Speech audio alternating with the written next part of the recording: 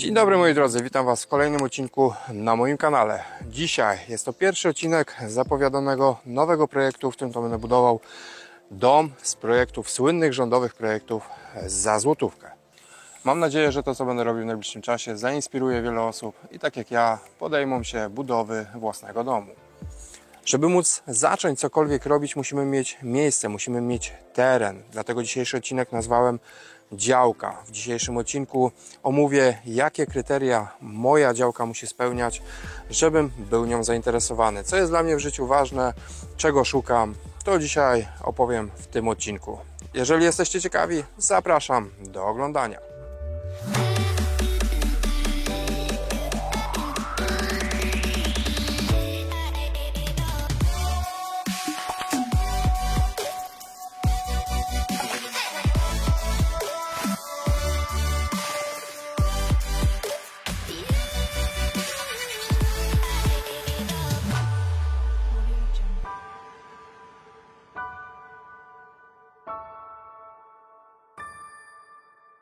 Jak pamiętacie, na kanale zbudowałem dom za 53 tysiące złotych.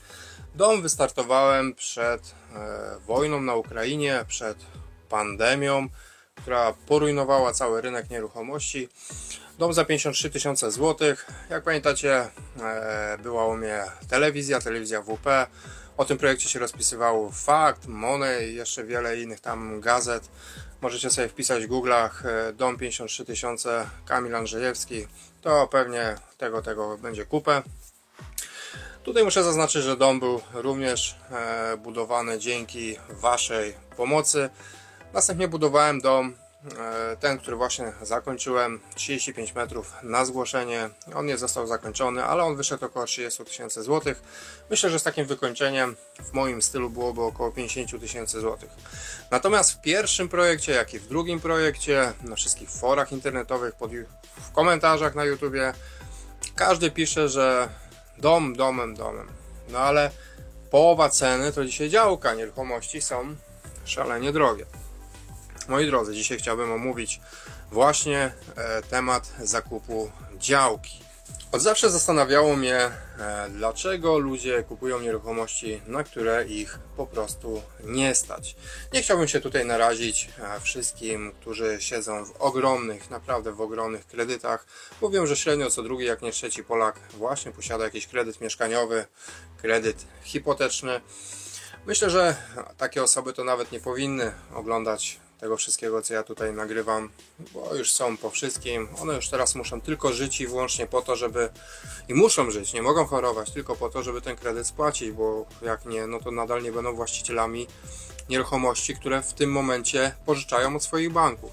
No taka prawda, brutalna, ale taka jest prawda. Zawsze mnie zastanawiało, dlaczego ludzie kupują nieruchomości, na które ich nie stać, drogie, dlatego że zarabiając kilka tam tysięcy złotych miesięcznie, zadłużają się i co do czego mają wymówkę, słynna polska wymówka, a jak to inaczej zrobić, a jak to inaczej kupić, a za co, że wszyscy tak robią, bo inaczej się po prostu nie da. No i to jest właśnie problem naszego, moi drodzy, społeczeństwa, że nie da się, bo się po prostu nikomu nie chce. Tak, nie chce się. Moi drodzy, natomiast jeżeli decydujemy się wziąć kredyt, ale nie na całe życie, kredyt na życie i postawić coś samemu, chociaż byłoby to niewielkie, a kiedy w przyszłości stopa życiowa się podniesie, zawsze możemy to rozbudować, sprzedać i dopiero postawić coś większego. Jeżeli decydujemy się na taki ruch, powinniśmy kierować się przede wszystkim logiką, jak i ceną. Cena to chyba podstawa wszystkiego. Pamiętajcie, że to, co kupicie na kredyt i wydacie każdą złotówkę, najprawdopodobniej oddacie 2, jak nie 3 złote przez całe swoje życie. Tak więc, czy my musimy mieszkać koniecznie w centrum jakiegoś dużego miasta? Czy to jest dla nas życiowy, ważny prestiż? Mieszkać w centrum jakiegoś dużego miasta, mieć blisko do galerii, do marketów, a tak naprawdę w głębi duszy wkurzać się samemu na siebie, że musimy płacić za ten luksus ogromne pieniądze, ale tylko po to, żeby inni nas mogli oceniać, inni nas widzieli, że nas na to stać. Nie stać Was na to i po prostu musimy się czasami pogodzić z tym, że na coś nas nie stać. Niech w centrach miast kupują sobie ludzie, których stać na to. A takich ludzi też jest wielu, ale nie tak wielu jak tych, których nie stać. Nie chciałbym dalej zagłębiać się w tą tematykę, wbijać jakiegoś kija w mrowisko, żeby zaraz się rozlał jakiś hejt i tak dalej, i tak dalej.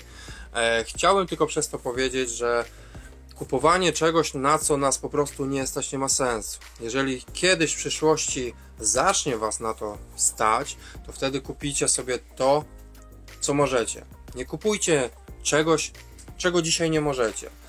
Musimy przeanalizować swój budżet, ile chcemy wydać i tak dalej. Czy zakup nieruchomości 15-20 km od miasta jest czymś gorszym niż zakupienie w centrum miasta, a za kwotę niebotycznie wyższą? Czy dojeżdżanie przez 5-6 dni w tygodniu 15-20 km jest niewarte tego, żeby zaoszczędzić kilkaset tysięcy złotych na nieruchomości, dlatego że mieszkam dalej? Ja Wam osobiście gwarantuję, że po kilku latach przyzwyczajicie się do swojej nieruchomości. Nawet kiedy osiągniecie jakiś status, który pozwoliłby Wam kupić coś w centrum miasta, i tak byście już nie chcieli się tam przeprowadzić. Tak to po prostu działa. Przyzwyczajamy się do miejsca, w którym mieszkamy. I nieważne, jak bardzo to jest daleko od mojego miejsca pracy, od centrum handlowego, czy od miejsc, które bardzo często uczęszczamy, bądź miejsc prestiżowych. Jeżeli nas nie stać, nie szukajmy tam, gdzie nas nie stać. Szukajmy tam, gdzie nas stać. Dlatego ja, szukając działki dla siebie, kierowałem się kilkoma prostymi, naprawdę niewygórowanymi kryteriami. Pierwsze kryterium: zależało mi, żeby była cisza, spokój i najchętniej, żeby były jakieś lasy. Ja lubię wędrówki po lasach, pojeździć też rowerem, pospacerować. Jestem też grzybiarzem zapalonym, jak jest sezon, chodzę po grzybach. Fajnie jest mieszkać naprawdę wśród natury. Drugie, dla mnie takie dosyć istotne kryterium: żeby były jakieś nadajniki sieci komórkowych, żeby mieć ten dostęp do internetu, do tej łączności, dlatego że dzisiejsze życie opiera się praktycznie na internecie, na komórkach. To jest konieczne do normalnego życia. Trzeci taki wariant: chciałbym, żeby moja działka miała jakiś dostęp do drogi asfaltowej, nawet poprzez jakąś inną drogę polną, ale w przypadku, kiedy przyjdzie jakaś zima wielka, żeby po prostu nie męczyć się z wyjazdami i nie mieć złudnych nadziei, że gmina będzie mnie odśnieżać, czy zrobią mi kiedyś asfalt pod sam dom. Nie, tego akurat nie szukam. Kolejne kryterium: jeżeli nie ma infrastruktury energetycznej, też mnie to za bardzo nie martwi, dlatego że OZE się tak fajnie rozwija. Ja na swojej nowej nieruchomości też będę bardzo fajnie walczył z panelami, bankami i różnymi alternatywnymi źródłami energii, z czego praktycznie mnie znacie. To są moje takie koniki, które lubię rozwijać, więc ta energia do końca mi nie jest potrzebna, ale infrastruktura jak najbardziej. Nawet jeżeli jej nie ma, trzeba się rozejrzeć, czy gdzieś te słupy gdzieś tam w okolicach są i czy będzie po prostu możliwość, żeby nie kupić czegoś, co energetyka...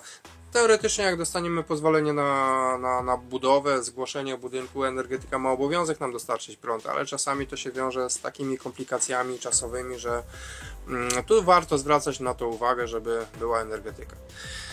Następnie dostęp do sklepów. No dużo mamy Żabek, Dinów, innych tam Carrefourów, Lidlów, Biedronek. Tego naprawdę w Polsce nie brakuje. Więc jeżeli w promieniu 10 km coś takiego będzie, jak najbardziej mi to do życia wystarczy.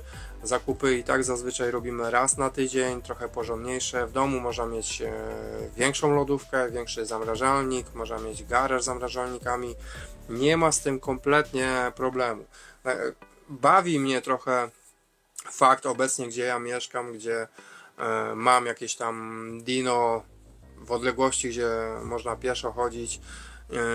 I też wielu ludzi znam z okolic tego sklepu, że ludzie takie wielkie zakupy robią, gdzie tak naprawdę zawalają sobie lodówki żywnością. Jak można każdego dnia po 20 razy się przejeżdża koło tego sklepu i można wstąpić i na bieżąco coś kupić. Niech to Dino sobie tam magazynuje te produkty, które my kupujemy, a nie nasze lodówki, więc dostęp do tej żywności jest w dzisiejszych czasach tak prosty, że nie musimy tak jak kiedyś. Ja pamiętam, za małego musieliśmy specjalnie do Warszawy jechać, bo w Warszawie było jedno Tesco i tam można było kupić coś więcej, Żan, nawet Żany, prawda? Bo tam można było coś kupić, albo specjalnie się jeździło do Warszawy na ochotę, bo tam były bazary takie, w których można było ciuchy kupić, albo na stary stadion, no to były czasy ciężkie. Dzisiaj nie ma z tym problemu. Dzisiaj, jeżeli czegoś nie mamy, klikamy nawet w internecie i kurier nam przywozi w najgorsze zadupie, przywozi nam prosto do domu. Z zakupami nie mamy kompletnie problemów. Natomiast, tak jak jeszcze wcześniej wspomniałem, zależało mi, żeby dostęp był do jakiegoś większego miasta, jakieś składy budowlane, coś z takimi rzeczami, żebym nie musiał jeździć. No i co, wybrałem sobie kolejną jakąś lokalizację. Ja uwielbiam morze, moje dziecko uwielbia morze, często jeździmy nad morze. Też skoro już mam się gdzieś tam zmienić lokalizację w życiu, szukałem, żeby też w miarę prosty był tam dojazd, czy to nad jezioro, czy właśnie nad morze. Uwielbiamy jeździć akurat do Sopotu. Uważam to za fajne miasto, pozdrawiam wszystkich z Sopotu. I jeżeli już decyzja zapadła o tej przeprowadzce, to też szukałem takich właśnie, powiedzmy, lokalizacji. Więc dostęp do miasta gdzieś 10-15 km dla mnie to nie jest problem. Musiał być dostęp do infrastruktury energetycznej, chociaż gdzieś w promieniu, żeby była jakaś pewność, że mnie podłączą. Dostęp do internetu, bo faktycznie dzisiaj żyjemy w świecie cyfrowym, więc ten internet jest bardzo ważny. Gdzieś w okolicy jakieś stacje benzynowe, no to też jeżeli są, no to jest ok. Poza tym, moi drodzy, do szczęścia nic więcej nam nie trzeba. Więc jeżeli mam wybór kupić działkę na jakimś osiedlu domków jednorodzinnych, gdzie działki są po 100, 200, 300, jak nie jeszcze więcej złotych, i ja tam muszę koniecznie tą działkę kupić, nawet tą działkę 1000 metrów po 200 zł i wydając na to 200 000 złotych, ja wolę kupić te 1000 metrów gdzieś 15-20 km od większego miasta po 30, 40, może 50 zł i wydając na to 50 000, a 150 000 mieć w kieszeni, bo za 150 000 to ilość lat, które mogę sobie dojeżdżać do tego miasta. Takie jest właśnie moje podejście. Więc działka, którą zakupimy pod budowę naszej nieruchomości, wcale nie musi być droga. Tylko my musimy być świadomi tego, że kupujemy coś po prostu, na co nas stać. Ja wybrałem 3 takie większe miejscowości w Polsce, do których teoretycznie chciałbym mieć jakiś tam dostęp, żeby w tych nieruchomościach były jakieś Castoramy, Leroy i inne rzeczy, coś, co ja się w życiu zajmuję. Chciałbym, żeby były też jakieś sklepy odzieżowe, pasmateryjne dla projektowania odzieży, mody, tym, z czym się zajmuje moja żona. Chciałbym, żeby był jakiś dobra szkoła, do której będziemy dowozić naszą córeczkę, więc te 15-20 km do takiej większej miejscowości jest jak najbardziej ok. Tak jak wspomniałem, wybraliśmy 3 główne miejscowości. No i szukaliśmy w obrębie jakichś działek. Działki przy większych miastach faktycznie to było czasami 400-500 zł za metr kwadratowy. 7-8 km już więcej o takiej nieruchomości to już ceny spadały do 100-120, a 15-20 km dalej to już działki było od 30 do 50 zł. Jeszcze głębiej z 40 km to już nawet można było kupić po 15-20 zł, ale tak daleko nie ryzykowaliśmy, ponieważ już jak wspomniałem, te czynniki infrastrukturalne typu brak jakichś paczkomatów, jakichś dostępów, kurierów i tak dalej, już tam pewnie mogłoby być trochę problematycznie, więc odpuściliśmy sobie. Szukaliśmy na przedziale właśnie tych 20, 15-20 km od większego miasta. No i znaleźliśmy kilka nieruchomości, które by nam teoretycznie pasowały. I trafiliśmy na jedną działeczkę, która była wyceniana, działka 1400 metrów, pan chciał za nią 70 000 złotych. Bądź co bądź później się okazało, że tą działkę, nikt nie chciał kupić tej działki przez ponad 2 lata, więc działka została mi sprzedana za kwotę 45 000 złotych. No i na dowód tego pokażę Wam akt notarialny, który został dosłownie kilka dni temu sporządzony. Oczywiście zasłoniłem pewne rzeczy, ale widzicie, działka kupiona za kwotę 45 000 złotych. Wcześniej dałem zaliczkę 20 000 złotych.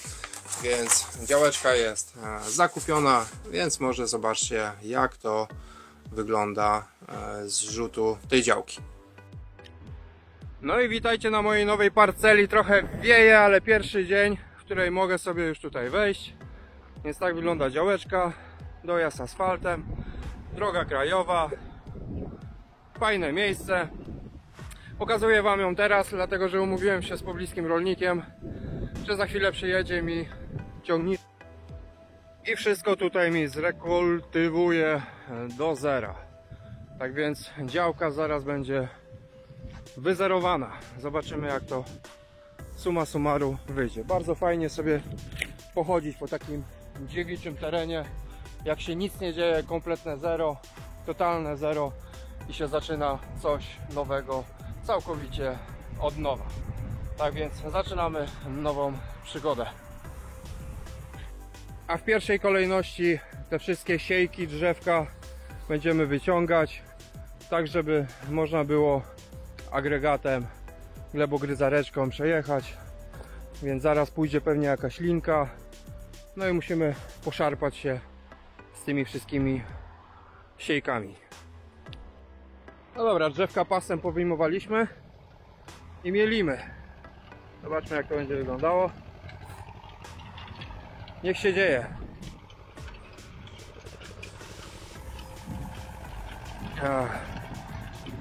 Dobra, pokażę Wam, jak będzie zrobione. No dobra, pan sobie tutaj fajnie tą działeczkę nam mieli, a ja tymczasem mam chwilę czasu, żeby go nie marnować. Przywiozłem bloczki hasiowe i smaruję je dysperbitem. Zapamiętajcie to, co ja tutaj robię, bo w kolejnych odcinkach powiem Wam, co z tego będę robił. Tak więc osoby, które będą oglądały kolejne odcinki, niech pamiętają, po co to, po co. No po co, nie powiem, będzie to zagadka. Napiszcie w komentarzach, jak myślicie, po co to maluję. Może ktoś zgadnie. A ja maluję. No co, działka się robi, a ja maluję. Mam 50 bloczków do pomalowania. Ja sobie tu maluję dalej. Trochę już tych bloczków pomalowałem. Jeden, drugi słupek. Pan sobie tam dalej gryzie ziemię. Dużo nie zostało, może ze 2 przejazdy. Zaraz będzie też finito. No i tak wygląda moja pogryziona parcela. Trochę wieje, więc może szumieć. Pan pojechał wymienić glebogryzarkę na bronę. Jeszcze to przebronuje mi, żeby było równiutko. No i tak wygląda 1500 metrów działki gotowej pod mój nowy projekt. No i dobra, ostatnie bronowanie i działeczka jak malinka. A ja w tym czasie przemalowałem 50 bloczków. Zobaczcie. Cały czas zadaję Wam pytanie, napiszcie w komentarzach, jak myślicie, po co mi te pomalowane pustaki leszowe, hasiowe. Zależy, w jakim rejonie tak zwał.